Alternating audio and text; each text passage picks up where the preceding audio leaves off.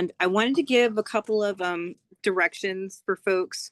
So this is a live webinar. Um, we prefer actually to do regular Zooms, but we also know that sometimes that can get difficult in this digital age. Sometimes we've had a few disruptions. So if you have a question, there's two ways that you can be able to address us. You can either raise your hand and then I'll make sure that you can be unmuted so you'll have an opportunity to ask your question in person if you want to do that. The other way that you can share your question with us is that you can drop it in the Q&A box, and then we will get to as many questions as we can get to today. What I'm going to do right now is just kind of check in on that box. Somebody asked, what is KCRT? So that's a great question. So the city of Richmond actually has its own television station. I don't know if you know that. It's a way for us to be able to get public information out to people. It's a great, great resource. You can go in and you can check out KCRT and take a look at city council meetings, planning commission meetings, all kinds of meetings that have happened in the city that are recorded. It also is a good place to get news and information about things going on in the city. So if you haven't had a chance to check out KCRT, you definitely should, because it's got a lot of great information for you. So I think what we're going to go ahead and do now is go ahead and get started since we're already recording and live. And so the panelists, if you can turn on your cameras and come online, and I'll have a chance to start introducing you. So today we have Assistant Chief Simmons, who is joining us to share just a little bit about what's been going on lately in the city and why this is important. And then, of course, we have Detective Nurko, who is our special guest today, who's going to talk to us a little bit today about robberies and the robbery trends in the city, robbery prevention. What can we all do together to be able to help promote safety in the city? And so I would like to turn it over first to Assistant Chief Simmons to give us a greeting and an overview, and then I'll turn it over to Detective Nurko so she can talk a little bit about robberies within the cities and how we can work together to help prevent them. So I'm going to go ahead and turn it over to Assistant Chief Simmons. All right. Well, good evening, everybody. Thank you, Michelle. I appreciate it. And thank you for the invitation to be part of this discussion, even if just at the beginning. So I want to just welcome everybody. My name is Timothy Simmons, if you don't already know, and I'm the Assistant Police Chief here at Richmond PD. On behalf of Chief French, I just want to extend my welcome on her behalf. And again, thank you for inviting me into your phone or your computer or your car or your home or wherever you're watching this webinar from and participating. So I just wanted to share a few things that are kind of pressing from our point of view in the city of Richmond. And they really is a reflection and a mirror of what a lot of folks are sensing and feeling kind of across the Bay Area, across the state of California, and in many instances, places throughout the country. It's been no secret as of late that there's been a lot of talk about with the new presidential transition of power and authority and administration has come with that has been a lot of talk and fear of folks in our community around the area of deportations and immigration, customs enforcement, and things of that nature.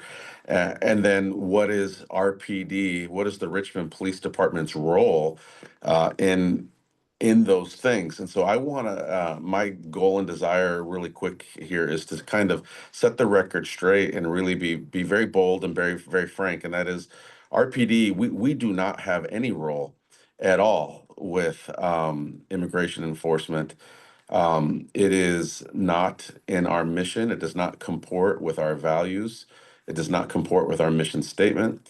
We are a sanctuary state, and there is a state law that really dictates and what law enforcement's role can be with the federal government as it relates to that. And then even more restrictive, Richmond, we are a sanctuary city, and RPD adheres to that sanctuary city policy.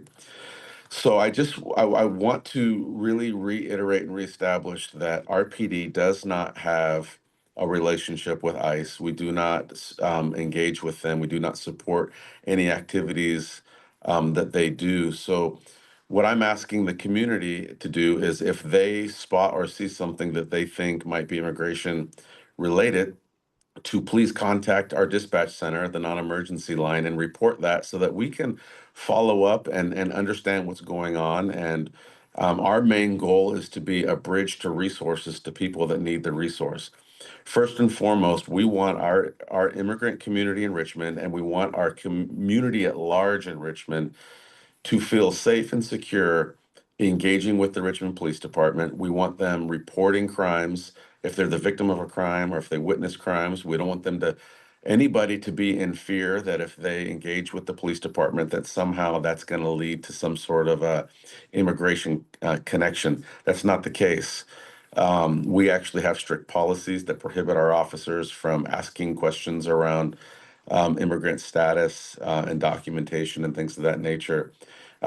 Our main goal is to be a bridge and a resource to this community for the folks that live in the city of Richmond to feel like their department, their police department is in their corner and is available to them for all of their public safety needs. That's our message. That's our desire. That's our bridge. So I wanted to just start by kind of speaking to that because I know that right now there are a lot of people feeling unstable and they're wondering what the next move is and what happens. And there has been some misinformation out there already circulating that the Richmond Police Department has been coordinating with ICE, and we've been coordinating with other federal agencies for the purposes of immigration enforcement. And I'm here to tell you that is absolutely false. That is not the truth. Um, and we are seeking the opposite, and that is to really have a strong relationship and a bridge to our immigrant community here in Richmond, and like I said, to reiterate, to all of our residents here in Richmond. So I wanted to kind of start with that, and then that transitions me into the next thing I really wanted to share. Um, we've noticed that the police department management team has really noticed that radical activity, radical behavior, actions, things that criminals used to do that we would have looked at 5 and 10, 15 years ago, and it kind of shocks your conscience, right? Like, people attacking large amounts of people at festivals or, like in Boston and the Boston Marathon, things that really shocked our conscience and we couldn't believe it. Those actions we're starting to see um, become somewhat normalized, where they're happening at a frequency where it doesn't even create the same shock and awe that it used to because of the frequency of that. And we recognize that here in Richmond, we are in the San Francisco Bay Area. We have a lot of um, festivals and programs and resources in the city of Richmond that might draw attention of people that would look to want to come do harm to our residents. We have the largest Cinco de Mayo celebration in the San Francisco Bay Area. There's tens of thousands of people. We have the Chevron refinery here. There's people that would look to want to cause some sort of issue at the refinery. And we have our Juneteenth celebration. We have our 10,000 plus people show up to our 3rd of July celebration. So where I'm going with this is the conversation with your executive management team at the police department is really focusing on how we can make sure we're doing our due diligence to keep our residents safe when they gather in mass numbers and to keep our infrastructure safe where there are targets that we've identified that evildoers would want to come and cause harm to the community, the city of Richmond, and really the greater the San Francisco Bay Area, which is what we represent a lot of times. Um, so I just kind of wanted to put that out there with the crime prevention folks here, because you are a key integral part of community safety. The things that you see and being aware of what's going on around you, the fact that you're taking the time out of your evening to be part of this call is a demonstration that that public safety and the safety of yourselves and the safety of those around you is something that's important to you. So what we're asking is that as we look to help to keep these um, events safe and secure, that you will also do your part to do the same. If you see things that don't look right on social media, if you see things that don't look right in your neighborhood, or as you drive through the city, and that little hair on the back of your neck is standing up, we're really asking that you would lean into that. Don't dismiss it. Report it to a police officer, report it to dispatch, get a hold of Michelle, get a hold of somebody, let us know what you're seeing, what's happening, what's out of place. Um, because collectively together we can work to really build a safe Richmond and make sure that our events that we have when we have them, that they remain safe and secure as well. Obviously, we can't protect from all of the unknown, but we certainly can do our best to do our due diligence, to work together as a community, to become like-minded, work together, and do what we can to really make Richmond a safe place to congregate, especially in this day and age. So those were the two things that were kind of pressing on my heart and my mind. And so thank you, Michelle. Thank you to everybody on this call for allowing me to have a few minutes to kind of just express that. Hopefully, these are things that are part of our conversations moving forward um, to keep folks safe. And just I'll leave you with the last thought again that we really seek to be a resource and a bridge to people that need help. That is the desire of your folks here at the Richmond Police Department. So that's all I have. Have a wonderful rest of your meeting, and thank you, Michelle, for allowing me this time. Thank you so much, Chief. We really appreciate you for taking time to come on and talk to people about some of the safety concerns and issues, and some of the things that the police department's doing. And appreciate that your leadership, that you took some time to be here with us today and discuss it. So thank you. Yes, thank you. Have a wonderful evening, everybody. Thank you. All right. Bye. And we will, with that transition, that's a perfect segue into transitioning to our subject tonight, which is to talk about robbery prevention. And I am going to turn it over to Detective Nurko. As you have probably heard, there has been an uptick in robberies that have happened within the city. And so Detective Nurko is going to go through a few pieces of information with us about what the police department is doing, how they're responding without giving away the secret sauce. And then we'll talk a little bit about what you can do to help keep yourself safe and avoid being a victim. So I'm going to turn it over to Detective Nurko. Hi, my name is Detective Nurko. I'm one of the 5 detectives in general crimes. We investigate a variety of crimes, one of them being robberies. We have seen a rise in robberies. What we've noticed is a trend in people trying to sell things like on Facebook Marketplace. They set up these meetings, and then sometimes during those meetings, those people are actually there not to purchase the property, but instead they're there to steal it. So what we urge people to do is, in the situation where you do use some type of social media or Facebook Marketplace, that you locate. At the police department here in Richmond, we have an exchange station, which is audio and video recorded. Normally, people who are there to actually buy your property will show up to the police department, and then you can do that in a safe manner that you can prevent yourself from potentially being robbed. Another rise that we've seen is there has been a lot of robberies around the BART station. These robberies normally occur at night, and I understand that a lot of us like to listen to music, kind of be on our phone while we're walking to BART, going to BART, and these suspects around the BART stations that look to rob, they look for people who are walking alone, that aren't paying attention to their surroundings, and that's normally the victims we have seen that have been targeted. So what we urge people to do is we want you to be aware of your surroundings.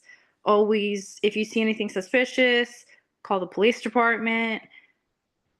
And if you could walk in group settings around the BART station, you can do that as well. Also, being in very lit areas will also help prevent these things. Yeah, one of the things that we've noticed is there seems to be a trend of an increase in robberies, especially around the holiday times, kind of going into the first of the year into January. Is that something, Detective Nurko, that you all see a lot? Or is this something that's like an anomaly that we're seeing everywhere in terms of the rise in robberies? That's normal everywhere. The reason for the holidays is they know a lot of people carry expensive items, cash, anything like that, presents that they're giving to family, friends, and stuff. So they know that the likelihood of someone actually having something more valuable on them is higher. So that's why the robberies during the holidays are much higher than normal. And when you think about, some of the things that happen when folks are victimized, yeah, is it people who are just genuinely not paying attention, people who are kind of looking down at their cell phones and electronic devices? Is it people getting in and out of vehicles? What are some of the scenarios that, robbers are looking for when they're looking for targets? If you're alone, they look for that. If you're not paying attention, it's an easier way for them to come approach you and be able to take items or whatever they want to do. Um, Lost my train of thought. But dark areas, nighttime, robberies are higher during the night than they are during the day. Being in areas where there isn't a lot of people around, that's another thing that increases your risk of being victimized. And just not being aware. Normally, people, if you're walking alone somewhere and it's dark and there isn't very many people around, you'll notice a random person walking and you would pay attention to that. So if there is anything that you see that is suspicious, even if it isn't, we do urge everyone to call the police department. At least we can verify that for you instead of the possibility of you becoming a victim. Thank you for that. The other question that I wanted to ask you about was, the way that these cases are put together. How difficult is it to put together a robbery case? And I know you guys have to take it to the district attorney's office and gather and collect evidence and have a detective investigate. You want to tell me a little bit about that process so that people can kind of understand what it actually takes to put these cases together? Sure. Majority of our robberies, the suspects will be masked. Only their eyes will show, and the descriptions we normally get is dark clothing, masked, unknown race. So we have a lot of things that are unknown to cases. So in those situations, when we have a lot of unknowns, there's a lot of digging we have to do. A lot of search warrants we have to write to potentially get any type of leads for the case, and those things can take months. When we write search warrants and we send them to a company like a cell phone company, we don't get returns from cell phone companies for over a month. And then if we do get something that's valuable to the investigation from that search warrant, then we have to write another one for other things, and that's an additional month. So when we have robberies, the majority of them are unknown suspects. So there is a lot of digging we have to do, and a lot of that takes a lot of time. Yeah, and I think that that's something that people may not know about when these cases are put together is how much time it actually takes to put together an effective robbery case. So that being said, is it important for people to be good witnesses and be able to provide information when they see something, say something, being able to report things? How helpful are things like cameras? Yes, we want as much as information as we can get. I know when you do become a victim, it's hard to remember a lot of things, and we understand that. But if you can give us the most information from what you remember, that is very important for our investigation. Like if you saw this suspect walking from a different area, we would like to know that because then we can go back to that area prior to when the robbery happened and see if we can find any video surveillance of walk. Which direction did he come? So we'll follow the trail of where this suspect started to where it ended. Thank you. I'm going to get into some of the questions that we have in the Q&A. And so one of the questions I have is, I've heard about people being followed around from banks and homes and other locations and then robbing folks. Is this still prevalent in our community? And I think this is a referral to like the ATM style robberies that we were seeing last year where someone would kind of withdraw money from a bank.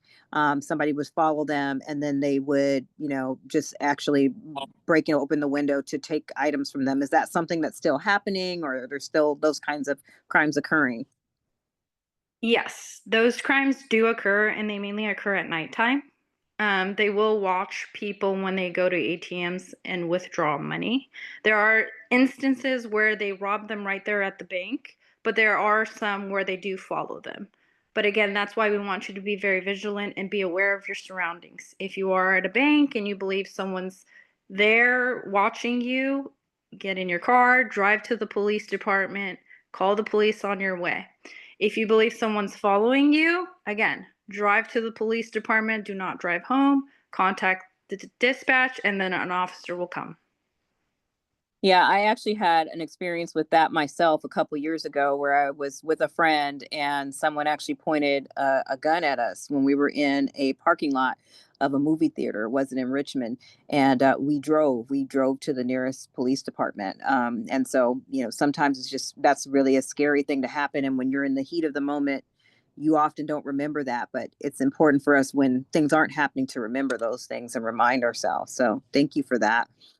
The next question that I have was, even when you ID and jail the perp, they are out in hours or days. Why should we bother? So, we get this question a lot. Is it even important to report these things if, folks don't believe that there's going to be adequate prosecution of it? And I know you're putting together cases, so obviously, you have a stake in that. Right. So what we do in the police department is we try to make the best case we can. We send it to the district attorney's office. They decide if they want to file charges or not. They make that decision on their own. If they do and it does go to trial, it's up to the district attorney's office to determine if they're going to make a deal with the suspect or if they're going to pursue other charges. That's something that's kind of out of our hands, and we can't change that. All we can do is make the best case. Once we send it to the district attorney's office, there's nothing more that we could do.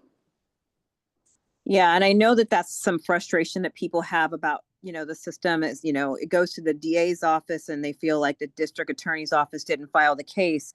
But a lot of times that's based on the evidence that you all are able to collect. So the better evidence you're able to collect, the better case that you can present, and make it more likely that, that the DA's office can do something with some of these crimes, I would imagine. Yes, and this year there was a new law that was passed that if someone has priors with a certain type of crime, they use that into consideration when they are rearrested for the same crime, and the punishment is much higher now than it used to be. Another question that we got asked in the Q&A was, what about tracking devices on items? I get this a lot. Like, if I want to protect my property, protect my stuff, say I'm walking down the street, I unfortunately am a victim of robbery, somebody takes something and I have a tag on it. Is that helpful? Is that effective? Would you all advise people to do that? It is helpful to us. We'll know the general area of where this item is. The only thing is it doesn't pinpoint us directly where the item is. So a lot of people don't understand that these GPS trackers, they'll give you a general idea, but they won't give you the exact location of the item. If it's a big bulk item, many of us, we can go to this area and we'll watch the area to see if this item or this particular, let's say a purse, comes out of a certain area. Then we can say, yes, this item is here. But if it's a small item like a cell phone, it'll give you an address of a house, but it does not mean that the cell phone is in that exact house. But it does give us a general area where we can look and kind of go from there. And I don't mean to put you on the spot if you don't have this information, but I did want to ask you the question, how many robbery cases in general are you seeing, a year or maybe even recently? There was a rise from November to December of 7 robberies. So it is increasing. It did increase during the holidays. We don't know the statistics for January yet because it's not over, but it is still around those areas I've mentioned, like the BART station, and then selling items on Facebook Marketplace or any other places you can sell your property, and of course the bank. A lot of that has what we do with those cases, a lot of different departments within Contra Costa have similar situations. So when we have an investigation and it sounds similar to a different agency, we'll reach out to this agency, and sometimes they have more leads than we do. So we will combine, because a lot of these suspects will go all over the Bay Area, not just specifically in Richmond, and they will commit the same types of robberies, wear the same clothing, and we're able to work with these outside agencies to actually take them into custody. Yeah, and that was an interesting point that you mentioned, because I know that the collaboration was one of the questions that we had, is like how we work together with other agencies, because robbery doesn't just stay in Richmond's borders. We have an idea that, people who commit robberies here only do robberies here. Is that true, or do we see them doing it in other areas in the Bay Area for you all to collaborate with other agencies, obviously? It happens everywhere in the Bay Area. Yeah, yeah, and I do know that we recently made an arrest, and maybe we can't release that information obviously just yet. That seemed to be tied to some of these recent robberies, and so when we are able to make arrests and tie them to a couple different robbery cases, do you see a decline and kind of figure, okay, that was a specific robbery ring that was actually committing these kinds of thefts? Yes, they do commit, like I said, they do commit thefts outside of Richmond. And because we're able to collaborate and work with other agencies, we're more effective at actually taking them into custody and protecting everybody. Yeah, and one of the other questions that often comes up, Detective Nurko, is people distinguishing between robbery and burglary. Do you want to just kind of give a layman's terms of what's the difference? A lot of times something happens and they say, I've been robbed and their house has been burglarized or their car's been burglarized. What is the difference? A robbery is basically property that is taken from a person by force or fear. Burglary is someone breaking into your home while nobody is there and taking items out of your home. Yeah, and your burglary can happen for home, it can happen for vehicle. But it's different from robbery. When you hear robbery, that means someone is actually approaching you, and using force or Yeah, fear or coercion to force you to give up your property or your items. And it could involve weapons. So it is a little bit more, it's not to say that burglary isn't serious, but it is a more serious level of crime in terms of how it's distinguished by GOJ because of the level of contact, correct? correct. And we do always urge you, if someone does want some type of property and they are armed or anything like that, please give them the property. It is not worth you getting harmed, and that things can be replaced, but your life cannot. So we always tell people in the situation where you are a victim, give them the property, don't fight it. Thank you. We had another question in the Q&A, and it was about, I got my car stolen because I had a tracker hidden in the trunk. I reported the theft to RPD, followed the tracker to a gas station in El Sobrani, and then to Berkeley, and they could see exactly where my car was parked. I called Berkeley PD and asked them to recover it for me, and they were able to come right away. So obviously that tracker was able to kind of distinguish where exactly the car was. So I think trackers can be helpful. But I mean, one of the biggest things to do for robberies is prevention, correct? I mean, let's get into that. If you're walking down the street, if you're getting in your car, what are some of the things that you should be mindful about besides just situational awareness and being aware? So if you're walking down the street, obviously situational awareness, a lot of us like to use our cell phone, everything like that. Don't when you're getting into the car, make sure you look around, you get into your car safely, lock your doors once you get into your car. Obviously, there's other ways to get into a vehicle, but being aware of your surroundings and just knowing that if something is wrong, it's most likely wrong. And we want you to go off of your instinct. And if you feel that way, and if it's not safe for you to get in your car and it's safer to go somewhere else, we'll urge you to do that and then contact the police department. If you could get in your car and you think there is something wrong, obviously drive to the police department and you can contact them. If it's just suspicious activity where you think something is wrong, but you're not sure and you're able to safely leave, contact us and the police department, and Officers will go out there and talk to whatever you believe is happening and figure out if there's anything wrong. Thank you. I see Jessie has her hand raised, so I'm going to unmute you. Go ahead, Jessie. Oh, sorry, I accidentally raised my hand, but I do want to thank you for these programs. I can't always come because of work, but I was able to listen in tonight, and I'm finding it very, very helpful. Thank you. Oh, I'm so grateful for you, Jessie, and for everybody who's participated tonight. We get really worried when we see those numbers, and don't quote me. I'll go back and provide the actual figures, but I think we went from 94 to 94 sometime in December in terms of the number of robberies. That's 94 people who had their items taken by force or coercion, and that's pretty serious. Next to assault and other kinds of crimes, robbery is a pretty high offense.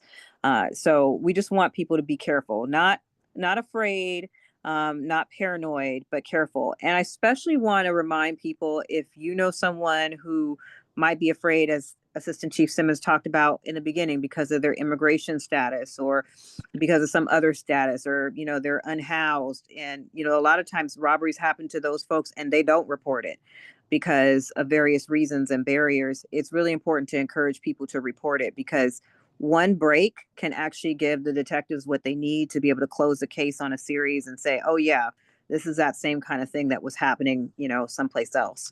We have a couple of other questions I want to make sure that I get a chance to do. Yeah, now I have a hidden kill switch. That's great. Is it advisable to have monitored home alarms? And so that's really for burglary. And I would say definitely, as crime prevention manager, yes, you should have a home alarm if you can, and it should be monitored. There's not any really good reason to have a home alarm if no one's watching it and no one's alerted, correct? Yes, because the alarm companies will contact the police department if they do not get a response from you, and then an officer will be dispatched to your residence. So absolutely, alarms are good. A couple other things about robbery prevention that we want to talk about from a crime prevention standpoint. When you go out, everybody who knows me knows I like to dress up, but if I'm walking down the street, I'm not going to necessarily have certain things going on. I'm not going to necessarily have a lot of jewelry, other things. I am going to be careful about what I'm wearing when I'm out. Not paranoid, but even if you bought your jewelry at Target, they don't know that, right? And so sometimes there are things that attract people. The other thing to remember is that when you're walking, again, like well-lit areas, being aware of your surroundings, get in and out. And I have to even remind myself of this, ladies and gentlemen, don't sit in your car. Sometimes you're just sitting in your car. I do it sometimes, and I have to remind myself to get out. You're tired. It's been a long day. Somebody's called you or whatever, and you feel like you're safe because you're in your vehicle. We've seen people break through car windows to snatch up people's purses. We've seen all kinds of things happen. It's important for you to be aware if you're in your car or in your vehicle. The other thing, again, like Detective Nurko said, is if it seems too good to be true, it probably is. There's been a recent trend in people selling homes on Facebook Marketplace. You guys have probably seen it. And I'm not saying that everybody there is illegitimate, but if you are going to do purchase of sale exchanges, we have a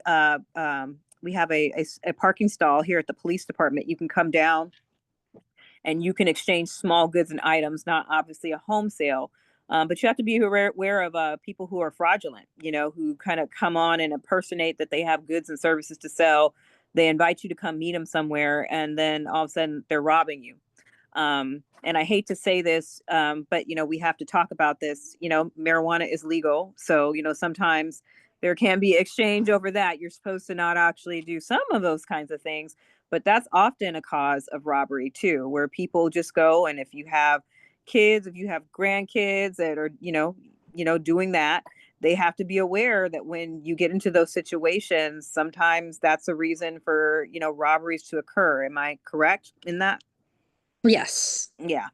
And we don't talk about that often enough, but we need to talk about that, because people need to be aware if they're out there doing those kinds of sales and exchanges. it's a great opportunity for you to be the victim of a robbery. So these are all things that we just need to be mindful of and we need to be aware of. The other thing I wanted to talk to you was about street vendors, because that comes up a lot too, where we see people who are selling on the street. Speaking to Assistant Chief Simmons' point, they may not necessarily be documented. And then somebody comes along and robs them and, takes their money and their earnings, and they think, okay, you're not going to report it because you're not documented. Do you guys see things like that in cases like that? We have seen reported cases. We obviously take the case and we work it as much as we can. They are victims because a lot of these robbers know that they do carry cash and they do walk around the street. They'll go into different street. They'll go into residential areas, some that are not well lit, and they target them because they know that as they're walking through these streets, normally by themselves, they will carry a large amount of money. In some situations, they do not report them, but we again urge people to report it because that helps us with all of the cases. Some of these cases, it's sometimes the same suspect, and one victim may give us some information while the other one gives us another information where we're able to tie this person as being the suspect that has been robbing the local vendors. Yeah. So all these are really important points. I would ask you, Detective Nurko, what kinds of support do you need? I mean, what do you need from the public? Kind of as a closing thought, what do you need from us, as residents, from the city? What would help you to help make your job better so that you could do this kind of work? Right. It's really a team effort. We all got to kind of work together in solving these crimes, decreasing these crimes. So when we reach out, like if a robbery occurs in a residential area, we'll go back out to that residential area. We'll knock on some doors. We'll try to get some surveillance. We'll ask people, have you seen anything? Have you heard anything? And we just want to work together with everyone in order to stop these and prevent these things from happening in our neighborhoods. And we can't do that without witnesses. We can't do that without people providing us evidence that they have. We've come into situations where people are afraid and they don't want to give us information. And even though this information that they have may help us, but we understand those situations and we can't force people. But it would be beneficial for all of us if we could all work together. Thank you. And the final question I have before we close out, because I don't see any more questions in the chat, is about Flock and how helpful it is. I know that, Flock has been a topic of discussion, as a hot topic on the city council last night. But how helpful has Flock been is it helpful in the work that you all do? Is it a valuable resource? Flock has changed the whole aspect of investigations for us upstairs. We're able to use that to track cars to different cities, actually get names for vehicles when they don't have the plate in our city. They'll have the license plate in another city, and we'll be able to locate suspects easier. Stolen cars, they get recovered much faster because those license plate readers, they alert officers in whichever city they are. So they're able to recover them.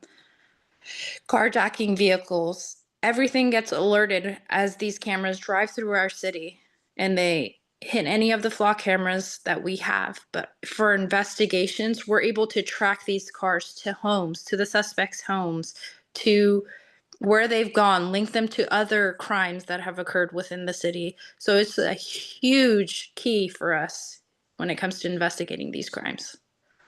Yeah, so thank you for those who ask about Flock. Flock is definitely a great resource for us, and it helps us with, being able to solve some of these crimes. Some of these crimes probably wouldn't have been solved if we didn't have Flock, as you can tell, because it's difficult to get that information without the resource and the tool. So thank you for sharing a little bit about the Flock cameras.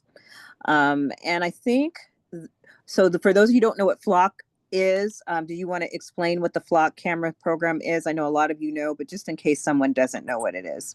Sure. Flock it's a license plate reader. So there's cameras at different locations throughout the city. And what it does is it captures these license plates and the vehicle, and then it'll run the license plates through a system, and it'll alert if it's a stolen vehicle, a carjacking vehicle.